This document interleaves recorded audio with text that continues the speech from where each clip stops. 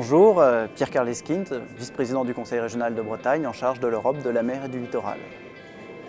Quelles sont les raisons de votre présence à la convention TTCEMR? En tant que vice-président du Conseil régional de Bretagne, je suis présent ici à la Convention internationale TTCEMR pour témoigner de l'implication importante et sincère du Conseil régional de Bretagne sur les questions des énergies marines renouvelables.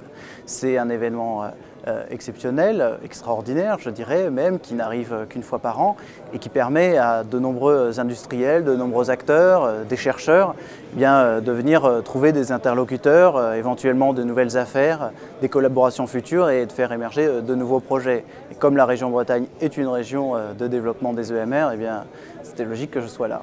Alors, la région Bretagne, dans le secteur des EMR, c'est à la fois une longue histoire et c'est une histoire à écrire. Longue histoire parce que nous avons le barrage de la Rance qui fait partie des premières unités de production d'énergie marine renouvelable et qui en plus produit 7% de l'électricité bretonne, c'est-à-dire la quasi-totalité de l'énergie qui est produite en Bretagne et 7% de celle qui est consommée en Bretagne. Et c'est une histoire à construire et ça, l'histoire va nous le dire. Les dernières actualités de la région Bretagne sur les énergies marines renouvelables, elles sont tellement nombreuses que je ne sais pas par où commencer.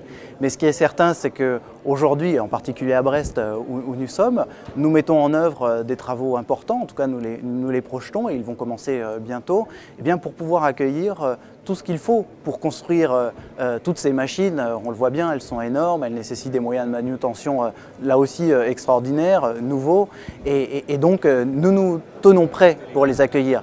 Il y a le champ éolien posé de Saint-Brieuc qui est en quelque sorte cette première pierre pour initier cette filière, mais nous avons aussi Windflow, cette éolienne flottante qui est un projet qui va bientôt voir le jour, en tout cas la construction va bientôt voir le jour. Nous avons l'hydrolien avec déjà des essais à Bréa d'hydrolienne, et puis il y a le beau projet Sabella, Petit Poucet Breton, qui est en train de construire sa première hydrolienne et qui sera installée dans le Fromveur. Donc les actualités sont nombreuses et en tout cas elles méritent vraiment qu'on les suive. Alors les perspectives pour le secteur des EMR en Bretagne, elles sont nombreuses, les perspectives elles sont nombreuses. Déjà c'est renforcer notre capacité à être innovant. On voit bien en Bretagne, on a tout plein d'instituts de recherche, on a un certain nombre d'entreprises qui se créent ou qui existent déjà, qui ont des idées. Appuyer cette innovation pour créer de nouvelles technologies, c'est déjà un axe de développement important. Deuxième axe de développement, c'est pouvoir accueillir concrètement la fabrication de ces grandes machines en région Bretagne, parce que nous souhaitons pouvoir capter la valeur ajoutée de cette industrie qui est émergente. Et puis je dirais troisième axe de développement, et c'est ce qui fait peut-être que la Bretagne est encore plus engagée que les autres régions, c'est que la Bretagne ne produit que, j'en parlais au début, ne produit que 10% de l'électricité qu'elle consomme. Et donc nous sommes dans une situation de fragilité qui nous impose de produire plus en Bretagne.